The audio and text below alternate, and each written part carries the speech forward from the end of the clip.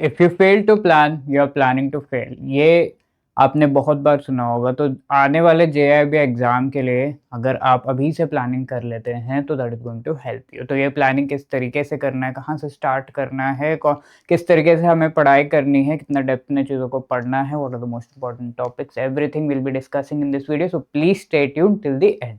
ठीक है, JIB exam के अगर आपको अच्छे से प्रिपरेशन करना है, you should have a very fair idea of the previous year questions, most important topics and MCQs, जिनका बढ़िया एक PDF डॉक्यूमेंट हमने बनाया है which you can download by clicking the link given in this description. ठीक है, इस video के डिस्क्रिप्शन में लिंक है।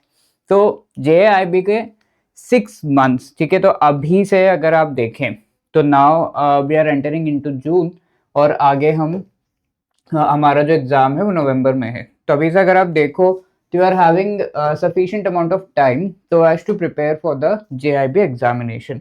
ठीक है, तो ये जो टाइम है इसको हम अच्छे से यूटिलाइज करें, इस चीज का हमें ध्यान रखना चाहिए। तो how are we going to utilise this time in the best possible manner is by planning, isn't it. तो 6 मंथ्स आगे का जो प्लान है, like we as I told you, we have June, July, August, सितंबर, अक्टूबर। ठीक है, तो ये at least 5 months हमारे हाथ में अभी हैं और नवंबर में एक्चुअल एग्जाम ही है। तो आगे के ये जो 6 मंथ्स है इसको हमें किस तरीके से प्लान आउट करना चाहिए ये हम इस पर्टिकुलर वीडियो में देखेंगे। तो ये वीडियो आपको अच्छे से हेल्प करेगा फ्रॉम वेयर टू बिगिन, किस तरीके से हम स्टार्ट करें सर, और हमें प्रिपरेशन तो करनी है बट हम सोच रहे हैं कि कैसे करें, कहाँ से शुरुआत करें, एवरीथिंग। तो these questions will be answered in this particular video. ठीक है, सबसे पहली बात कि अगर आप प्रिपरेशन कर रहे हैं तो please take out some dedicated time. 6 महीने एक बहुत लंबा टाइम पीरियड होता है, तो उसके लिए आपको डेफिनेटली डेडिकेटेड टाइम अपना सेट करना होगा when you are going to study. ठीक है, कौन से टाइम पे आप पढ़ेंगे, this can be in the morning time पे हो सकता है, इवनिंग में हो सकता है, जब भी आपको टाइम मिल रहा हो अकॉर्डिंग टू योर शेड्यूल आप वो टाइम निकालिए। ठीक है, तो it should be at least minimum I am saying कि 3 घंटे तो ज़रूर निकालिएगा। मॉर्निंग एंड इवनिंग को मिला के हो सकता है, आप ये 2 शिफ्ट में कर सकते हैं या सिंगल शिफ्ट में कर सकते हैं, इस तरीके से। तो सबसे पहली चीज़ जो आपको करनी है, आपको एनालाइज भी करना है, आपको समझना भी है कि फ्रॉम वेयर टू स्टार्ट और कौन से सब्जेक्ट्स है, क्या है, ये भी समझना है। तो यू नीड सम टाइम, तो take out some time then plan out. ठीक है, और डोंट वरी, इस वीडियो में काफ़ी हद तक आपकी जो हेल्प है प्लानिंग की वो हमने कर दी है, बट अपार्ट फ्रॉम दैट कुछ चीज़ें आप अपने लेवल पे भी करते हैं तो उसके लिए भी आपको टाइम चाहिए। ओके, तो टेक आउट दिस टाइम, और ये टाइम मोस्ट ज़्यादा अच्छा रहेगा based upon how is your sleep pattern, उसके हिसाब से आप डिसाइड करें। बिकॉज कई लोगों का होता है कि वो मॉर्निंग में पढ़ लेते हैं, कई लोग का होता है कि नाइट में पढ़ लेते हैं।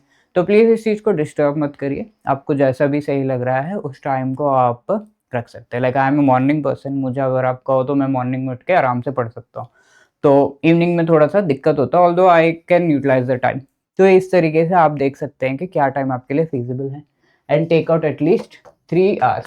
ठीक है, at least 3 hours, I am not saying कि 3 आवर्स से ज़्यादा नहीं हो सकता है, एटलीस्ट ये सबसे पहली चीज़ कर ली। अब उसके बाद आपको एक प्लान बनाना पड़ेगा कि कैसे हमें जो है प्रिपरेशन करनी है। So to understand that you should remember कि देर आर 4 पेपर्स जो आपको आंसर करने होंगे, राइट। 4 पेपर्स आपको क्लियर करने होंगे। ईच पेपर में आपको पता है कि 100 मार्क्स का होता है, एंड हमारा टारगेट एटलीस्ट होना चाहिए कि 50 प्लस हमारे मार्क्स आ जाए। तो आई वुड से 50 प्लस नहीं, 60 प्लस का टारगेट लेके चलिए, तब आपके 50 प्लस के 50 का अबव आएंगे। एंड इसके लिए भी अच्छी खासी प्रिपरेशन की रिक्वायरमेंट होती है अगर आप एकदम स्टार्टिंग से कर रहे हैं, तो ये चीज़ याद रखिएगा। और हमारा पासिंग क्राइटेरिया होता है कि एग्रीगेट में एटलीस्ट 200 क्रॉस कर जाए, ईच कंपोनेंट में 45 क्रॉस कर जाए, अगर आप एक ही बार में चारों पेपर्स क्लियर कर रहे हैं। तो ये मत रखिए ध्यान में, एटलीस्ट 60 प्लस का टारगेट हमारा होना चाहिए कि एटलीस्ट हम 60 प्लस स्कोर करें, तो उस हिसाब से हमारी प्रिपरेशन होगी। 45 दिमाग में रहेगा तो वैसे, तो please keep this in mind 60 plus. तो इसके लिए हमें अभी से टाइम निकालना पड़ेगा, एंड ये टाइम निकालते हुए आपको प्लानिंग अच्छे से करनी पड़ेगी, and you should have a long term plan definitely made. यानी कि आपका सीक्वेंस क्या होगा, कौन से सीक्वेंस में आप इन सब्जेक्ट्स को पढ़ेंगे। तो मैं आपको एक आइडियल सीक्वेंस दे देता हूँ कि आप कैसे इन सब्जेक्ट को पढ़ेंगे। तो first of all I would से एक इजी सब्जेक्ट के साथ स्टार्ट करिए, ऑल्दो पहले मैं आरबीडब्ल्यूएम कहता था इजी सब्जेक्ट के साथ स्टार्ट करिए, but I would not mention RBWM as one of the easiest subject. इस बार जो पेपर था काफ़ी डिफिकल्ट साइड पर गया था, तो उस पर भी अच्छी खासी मेहनत हमें करनी है। और आई वुड से रेदर फेमिलियर सब्जेक्ट के साथ स्टार्ट करिए। जैसे मैं हूँ, मुझे इकोनॉमिक्स थोड़ा पसंद है, तो आई एंड आईएफएस के साथ मैं स्टार्ट करूँगा, जो मुझे थोड़ा पढ़ने में ईजी लगेगा। आई would recommend for you also कि आप आई एंड आईएफएस से स्टार्ट कर सकते हैं, या फिर पीपीबी से। थोड़ा सा सिंपलर साइड पे होता है पीपीबी, ऑल्दो नॉट जो एग्जाम में क्वेश्चंस आते हैं थोड़ा डीप होते हैं, बट इन दोनों में से कोई एक के साथ आप शुरुआत कर सकते हैं। तो इससे क्या होगा, एक आपका रिदम बन जाएगा और एक कॉन्फिडेंस आ जाएगा। ठीक है, आप एक एक महीना भी लगा सकते हैं एक एक कंपोनेंट को प्रिपेयर करने के लिए, and that is the beauty of starting early. ठीक है, तो इस तरीके से स्टार्ट करिए। एंड सेकेंड प्लेस पे, if you are from a commerce background, तो even if you are not, आप एएफएम ले सकते हैं। ठीक है, क्योंकि एएफएम जिनका कॉमर्स बैकग्राउंड नहीं है, उन्होंने ऑलरेडी थोड़ा कॉन्फिडेंस ले लिया है ये कंपोनेंट को कंप्लीट करके। Now they are going for AFM. तो एएफएम की जब आप प्रिपरेशन कर रहे हैं, तो आपको और कॉन्फिडेंस, डिफिकल्ट सब्जेक्ट पढ़ने के लिए कॉन्फिडेंस आएगा कि हाँ मैंने एक तो कर लिया, दूसरा अब और अच्छे से करूंगा। अब कॉमर्स बैकग्राउंड से हैं तो आपके लिए केक वॉक रहेगा, फटाफट कंप्लीट करेंगे, will go to the next subject. अब ये होने के बाद जो भी, लेट से आपने आई एंड आईएफएस लिया, तो नाउ गो फॉर पीपीबी, और अगर आपने पीपीबी लिया है तो now go for I and IFS. And finally I would say RBWM को बिल्कुल भी इग्नोर मत करिए। Please prepare RBWM also really well. थोड़ा डीप क्वेश्चन आए थे एग्जाम में, तो डीपली प्रिपेयर करिए, एडिशनल मटेरियल में से भी प्रिपेयर करिए, सब कुछ अच्छे से। तो 1 month you can take out for these. And जो भी आपका पाथ रहेगा, इस तरीके से आप सीक्वेंस आउट कर सकते हैं अपने कंपोनेंट्स को। तो ऐसा एक लॉन्ग टर्म प्लान बन गया कि नेक्स्ट 1 month में मुझे, लेट्स से मैं आई एंड आईएफएस के साथ स्टार्ट कर रहा हूँ, तो आई एंड आईएफएस पढ़ना है, तो दिस प्लान इज मेड। तो आपके पास क्या है, जैसा मैंने आपको बताया, जून, जुलाई, अगस्त, सितंबर, अक्टूबर। ठीक है, तो जून में I am going to complete I and IFS. तो आपका एक लॉन्ग टर्म प्लान इस मंथ का प्लान बन गया, आई एंड आईएफएस कर रहा हूँ। अब आई एंड आईएफएस करने के बाद, करते हुए, you should have a weekly plan.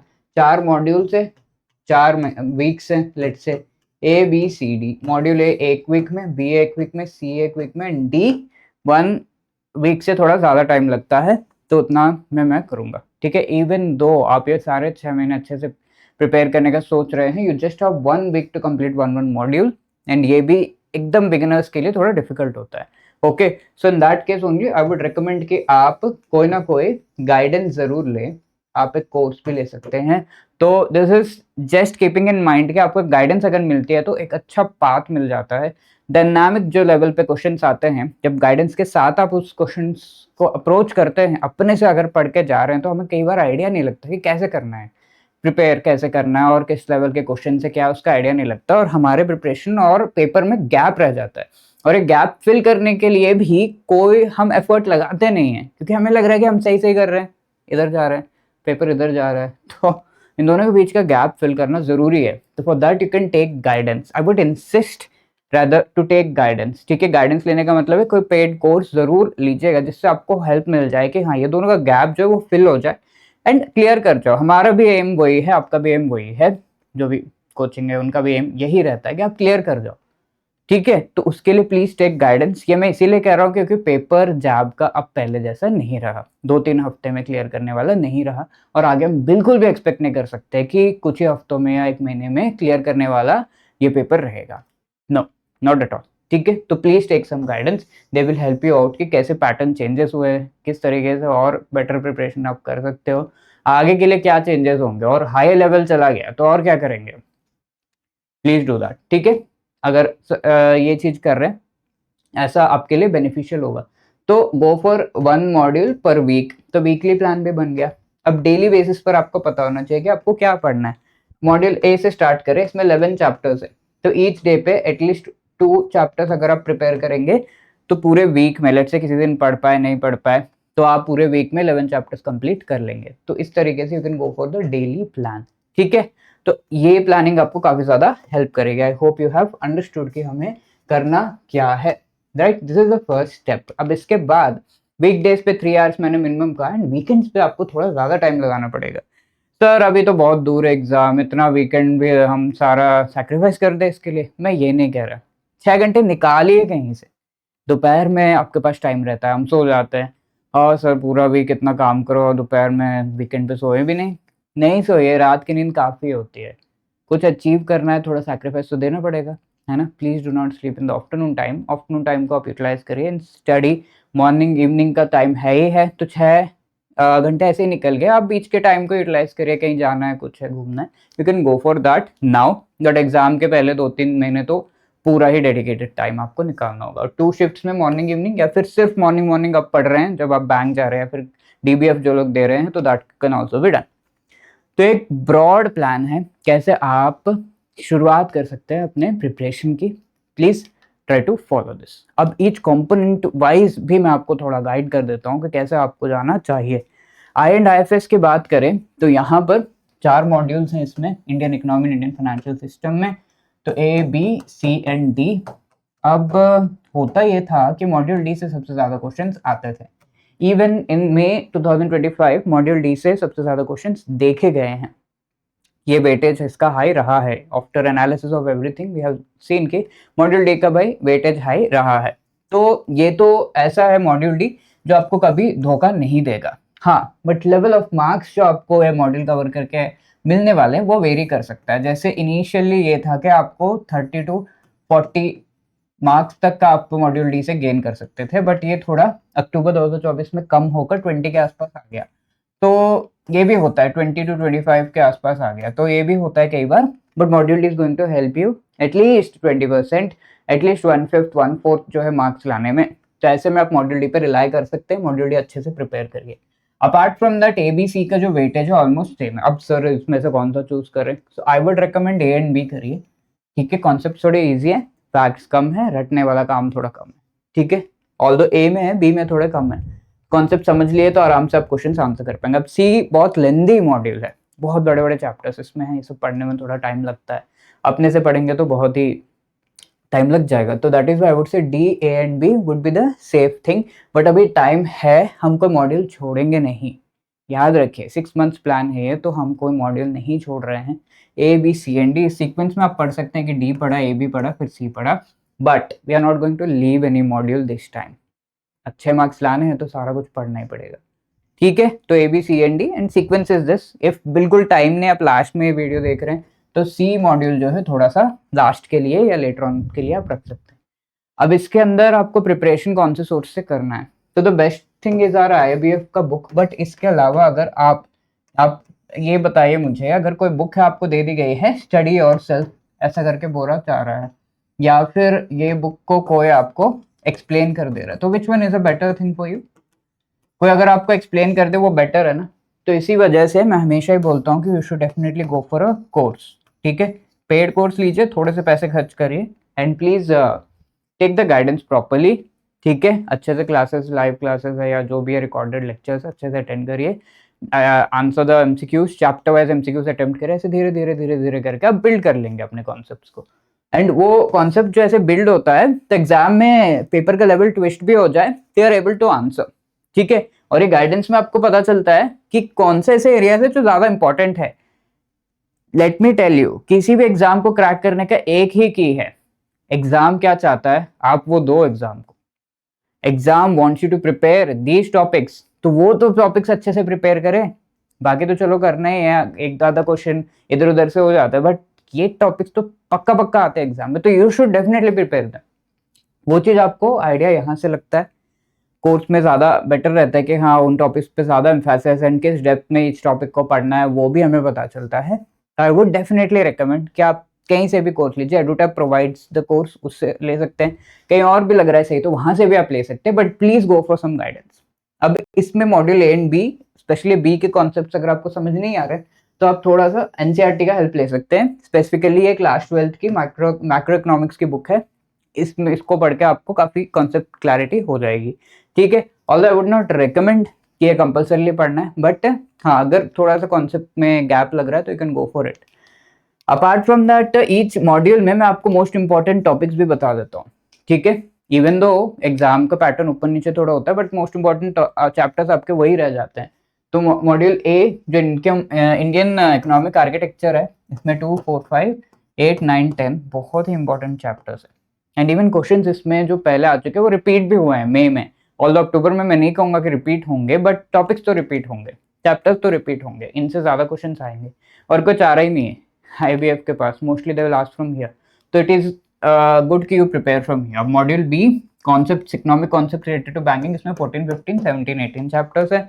And module सी इसमें 20 से लेके 24 चैप्टर्स आपके इंपॉर्टेंट है, तो आराम से आप इनको पढ़ सकते हैं। लेंदी है बट यस टाइम है अभी हमारे पास, तो वी विल गो थ्रू। अब module D is the most important one. यहाँ पे चैप्टर 30, 32, 35 से 39 तक, 42, 43, 45 से क्वेश्चंस काफी सारे एग्जाम में आए थे और इनका चांस बहुत हाई है कि अगले बार भी अच्छे से डीपली क्वेश्चंस इनसे पूछे जाएंगे। So that was about the IIFS। अब पीपीबी में देखे आप तो most of your questions are asked from module A and B. ठीक है, सबसे ज्यादा चैप्टर्स यहाँ पर हैं, तो इन दोनों को तो हमें अच्छे से प्रिपेयर करना है। But as I said we are not going to leave any module, CD भी आप प्रिपेयर करेंगे। ठीक है, 6 मंथ प्लान में। अब पीपीबी में ये मॉड्यूल का बता दिया, बुक से पढ़ना तो काफी अच्छा है ही। एंड इस बार आपको काफी ज्यादा अपडेट्स RBI के सर्कुलर्स से करने होंगे एंड थोड़ा डीपली पढ़ना होगा, बिकॉज पीपीबी में कई सारे चीजें हैं एंड उनसे केस स्टडीज बहुत सारे आए हैं। फॉर एग्जाम्पल लोन रिलेटेड और कई केस स्टडीज जो है यहाँ पर पूछे गए हैं डीप में, तो इसके लिए एक डीप नॉलेज होना बहुत ज़्यादा ज़रूरी है। Apart from that each module में मोस्ट इंपॉर्टेंट चैप्टर्स अगर मैं बताऊँ, मॉड्यूल ए में यू हैव दीज 1 to 6 काफ़ी इंपॉर्टेंट है, हर बार एग्जाम में आता ही है। 8 and 10 भी एग्जाम में पूछे जाते हैं। Apart from that we have 12 से 14, 19 to 21 ये चैप्टर्स आपके मॉड्यूल ए में। Module B functions of banks, इसमें 22, 24, 25, 26, 28, 29 से भी काफी क्वेश्चंस पूछे गए हैं। तो मॉड्यूल बी में ही 32, 35 से 37, 39 से 41 के चैप्टर्स से काफी क्वेश्चंस एग्जाम में आए हैं। अब मॉड्यूल सी देखिए बैंकिंग टेक्नोलॉजी, इसमें 42, 44, 46, 47, 49, 50 बहुत सारे क्वेश्चंस इनसे पूछे जाते हैं। अब मॉड्यूल डी में कोई ऐसा चैप्टर हम नहीं कह सकते कि काफी इंपॉर्टेंट है, सारे इंपॉर्टेंट है, बिकॉज ये सारे एक दूसरे से इंटरलिंक्ड है। क्वेश्चंस ऐसे ही आते हैं एग्जाम में कि कहीं इधर से उधर लिंक करके थोड़ा पूछ लिया। तो ऑल द 5 चैप्टर्स 5 ही है, तो ये 5 चैप्टर्स आप मॉड्यूल डी के अच्छे से प्रिपेयर कर सकते हैं। ठीक है, तो you can go for that. Now moving to AFM, counting and financial management. Yes I know, जो भी नॉन कॉमर्स बैकग्राउंड के हैं आपके लिए ये जो है थोड़ा सा क्या काफ़ी डीप जो है डर पैदा कर सकता है, but anyway nothing to worry, अच्छे से प्रिपेयर करेंगे टाइम लेके तो डेफिनेटली हो जाएगा, नथिंग टू वरी। ठीक है, सोर्सेस हमारे वही रहते हैं, बुक तो बेस्ट है ही है, बट AFM में जो अकाउंटिंग वाला पार्ट है उसको समझना काफ़ी इंपॉर्टेंट है। Again I would recommend go for some course. ठीक है, at Edutap we are providing the Edutap का मास्टर कोर्स, तो उसको आप ले सकते हैं, जिसमें आपको कॉम्प्रहेंसिवली सारे टॉपिक्स अच्छे से पढ़ाए गए हैं। वो मास्टर कोर्स में कॉन्सेप्ट वीडियोस आपको प्रोवाइड किए जा रहे हैं, ईच कॉन्सेप्ट के चैप्टर वाइज आपको वीडियोस प्रोवाइड किए जा रहे हैं, छोटे छोटे वीडियोस हैं एंड ये पार्ट्स में वीडियोस है, तो आप देखकर आराम से अपना चैप्टर कंप्लीट कर सकते हैं। एंड इसके साथ notes, MCQs, full and mock test and exam से पहले रिवाइज भी आपको कराया जाएगा लाइव क्लासेस के थ्रू, मोस्ट इंपॉर्टेंट टॉपिक्स का रिविजन होगा। ठीक है, अब इसमें अगर आप अपने से ही पढ़ना चाहते हैं, नहीं मुझे ये नहीं अपने से पढ़ना है, तो NCERT बुक्स आप ले सकते हैं 11th 12th के, या तो ऑनलाइन आपको PDFs मिल जाते हैं, from there you can download. Financial accounting part 1 11th का 8 चैप्टर्स इसमें है, और फाइनेंशियल अकाउंटिंग पार्ट 2 चैप्टर 9, 12, 13 मैंने आपको चैप्टर के नंबर्स भी बता दिए विच यू कैन पिक। ठीक है, company accounts and analysis of financial statement, इसमें 1, 3, 4, 5, 6 चैप्टर्स जो है आप प्रिपेयर कर सकते हैं, ये 12th की बुक है। ठीक है, इस तरीके से सोर्सेज हो गए। अब मॉड्यूल वाइज अगर हम बात करें तो काफ़ी क्वेश्चंस आपके मॉड्यूल A and C से आते हैं, but the trend keeps changing थोड़ा बहुत इसमें, तो ABCD चारों ही मॉड्यूल्स आप प्लीज़ अच्छे से प्रिपेयर कर लीजिएगा। Module A anyway is very important, यहाँ पर काफ़ी सारे जो आपके initial stage, initial part of preparation with respect accounting है, तो इसमें फर्स्ट चैप्टर में से काउंटिंग स्टैंडर्ड्स पे 2-4 क्वेश्चंस तो आ ही जाते हैं फॉर श्योर। 3 से 8 chapter are important and 11th। ठीक है, काफी questions from here. B module में 13, 14, 16, 18 ये 4 जो चैप्टर्स है काफी इंपॉर्टेंट है। अब सी में से 19, 20, 22, 24, 26 एंड 28 से काफी सारे क्वेश्चंस आते हैं। D slightly on the easier side, अगर आप 132 अच्छे से कर ले रहे हैं तो बाकी आपके चैप्टर्स थोड़े इजी हो जाते हैं। तो 31, 32, 30, 34 कॉस्टिंग वाले पार्ट से काफी क्वेश्चंस आते हैं। This are the important chapters, ठीक है। And the last one is RBWM. Although हमने इसे बच्चा समझ लिया था अभी तक, बट पिछले एग्जाम में अगर हम देखें काफी डिफिकल्ट पेपर आ गया था इसका, ठीक है। तो इसको इग्नोर मत करिए, अच्छे से प्रिपेयर करिए। तो चारों ही पेपर अब आपके जैब के डिफिकल्ट आ सकते हैं, ओके। तो आरबीडब्ल्यूएम में बुक जो है अच्छा आपको नॉलेज दे रहा है, इवन देन बिकॉज पेपर का लेवल इस बार, पहले तो हम सजेस्ट करते थे कि आप बुक से पढ़ के अपने से भी कर सकते हैं, बट नाउ आई वुड से पेपर का लेवल काफ़ी हाई हो गया है एंड आगे हो सकता है और भी हो। तो इस वजह से टेक सम गाइडेंस यहाँ पर again I would recommend for this, ठीक है। और इसके साथ साथ आप अगर चाहते हैं कि नहीं बुक से कर लूँ, मैं कर लूँगा, तो you can go for it. But apart from that if you need any other additional reading source, तो ये हमारा एक और लिंक मैंने आपको प्रोवाइड कर दिया है, पीपीटी के पीडीएफ से आपको मिल जाएगा। अब यहाँ पर चारों जो मॉड्यूल्स हैं इनमें से मॉड्यूल बी एंड डी आपके मोस्ट इंपॉर्टेंट बन जाते हैं। ऑल्सो एडिशनल रीडिंग मटेरियल हमारा है, तो दैट इज ऑल्सो इम्पॉर्टेंट। इस बार अगर आप मई का पेपर देखो 2025 में, काफी क्वेश्चन यहाँ एडिशनल रीडिंग मटेरियल से ही पूछे गए हैं। तो पूरा ही additional reading material I would say आपको पढ़ना चाहिए। 27 से 30 तक चैप्टर्स हैं, you should go for that. Now यहाँ मॉड्यूल ए में 2 and 4 are important chapters. Module B में 8 से 14 and 16 chapter are very important. और मॉड्यूल सी में you have 18, 19, 21 chapters very important. And module D में 23 से 26 काफी इंपॉर्टेंट चैप्टर्स है। Now I would say additional reading material जो है होम लोन के ऊपर बहुत सारे क्वेश्चंस इसमें से आए थे, लोग इसको थोड़ा इग्नोर कर रहे थे, एडिशनल मटेरियल है क्या करना, बट यहाँ से आ गए थे काफ़ी सारे क्वेश्चंस। तो you have to go through this very well. Most paper यहाँ से आया था इफ आई वुड से, तो इसको आपको अच्छे से प्रिपेयर करना है, ठीक है जी। These are the things and when you are talking about this, a few tips at the end कि सबसे पहली बात, एक सिंगल सोर्स को ट्रस्ट करिए। ऐसा नहीं कि आप 10 जगह से पढ़ रहे हैं, ये सबसे बड़ी मिस्टेक है। अभी 6 महीने हैं तो हम 50 चीज़ें ट्राई करते हैं, अभी ट्राई कर लीजिए, एक हफ्ता ले लीजिए, एक महीना तो नहीं कहूँगा बट एक हफ्ते से थोड़ा ज़्यादा ले लीजिए, बट उतना टाइम लिमिटेड रखिए एंड चूज़ योर सोर्स कि हाँ मुझे इस कोचिंग से करना है या फिर मुझे बुक से ही करना है, अपने से कर लूँगा। It is up to you, आपको जो सही लग रहा है वो करिए, बट मेरा सजेशन रहेगा किसी से गाइडेंस लीजिए। हमने अपना कोर्स बहुत अच्छे से डिज़ाइन किया है एंड रिसेंट जो चीज़ें हैं उनके हिसाब से हम अपडेट भी करते रहते हैं। We are doing the updates also. तो it is up to you कि आप किस तरीके से जो है किसका आपको सही लग रहा है उसके हिसाब से आप चूज कर सकते हैं। But I can vouch for our course, हमारा मास्टर कोर्स जिसका लिंक आपको डिस्क्रिप्शन में मिल जाएगा, उसको आप जरूर ले सकते हैं। अच्छे से इसको जो है प्रिपेयर किया गया है एग्जाम लेवल तक रीच करने के लिए। Previous year questions are the must for any exam if you want to qualify. आप ज़्यादा मत करिए, प्रीवियस ईयर क्वेश्चंस थोड़ा ज़्यादा ध्यान से कर लीजिए, वो भी आपको बहुत हेल्प कर देता है, ठीक है। तो our preparation for any exam should be based on previous year questions only. Consistency की है, और इसमें अगर आप एक दिन 2 दिन पढ़ रहे हैं और तीसरे दिन नहीं भी पढ़ पा रहे हैं, चौथे दिन उस कोटे को पूरा करना है आपको। ऐसा नहीं कि छोड़ दिया चलो नहीं हुआ नहीं हुआ, नहीं, उसको आपको पूरा करना है। तो कंसिस्टेंटली आपको ये चीज़ करनी है, प्रिपेयर करना है।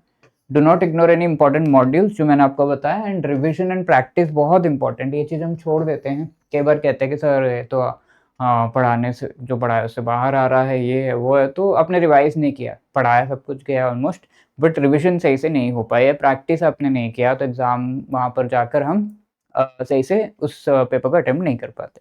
Okay, so these are the few things from my side, and apart from that I would also tell you कि जो गाइडेंस की मैं बात कर रहा हूँ, प्लीज गो फॉर दैट। आपको उसका लिंक हमारे इस वीडियो के डिस्क्रिप्शन में मिल जाएगा। मास्टर कोर्स जिसके बारे में आपको बात कर रहा था, आपको बता रहा था, तो ये मास्टर कोर्स में जो पूरा फुल सिलेबस है उसका अच्छे से शॉर्ट वीडियोस के थ्रू आपको फुल सिलेबस कवर किया गया है, ठीक है। तो वो पूरा सिलेबस आप अच्छे से पढ़ सकते हैं, एंड इस मास्टर कोर्स के through you can prepare that. इसमें क्या क्या है, वीडियोस जैसा मैंने आपको बताया, कॉन्सेप्ट क्लासेस के वीडियोस हैं जो कि शॉर्ट वीडियोस हैं। शॉर्ट वीडियोस पूरा सिलेबस को, ईच एंड एवरी चैप्टर को अच्छे से कॉम्प्रहेंसिवली कवर कर रहे हैं। नोट्स है chapter wise, each and every chapter के MCQs, full and mock test, and live classes के थ्रू एग्जाम से पहले आपको रिविजन भी कराया जाएगा, ठीक है। तो ये आपको बहुत अच्छे से हेल्प करेगा। Go for this master course. There are 2 options, 8 and 12 months, right. तो I would say 8 months would be enough, but कई बार हमें लगता है कि थोड़ा सेफ हो जाए, अगर नहीं हुआ तो अगले अगले बार भी काम आ जाएगा, तो 12 मंथ्स का भी आप ले सकते हैं इन दिस ओनली, ठीक है। तो इस पे आपको 75% का डिस्काउंट भी मिल रहा है, जैब 75 कोड यूज करना मत भूलिएगा। चारों कंपोनेंट्स का है एंड सिंगल सिंगल कंपोनेंट का भी यहाँ पर आपके कोर्सेज अवेलेबल हैं, you can go for this. यहाँ master course for each and every component is also provided, you can go for that, okay। So apart from that, wishing you all the best। if you have any other queries, आप हमें ज़रूर इस number पे call करके हमसे बात कर सकते हैं। you can also drop a mail at hello@edutap.co.in। all the best, thank you।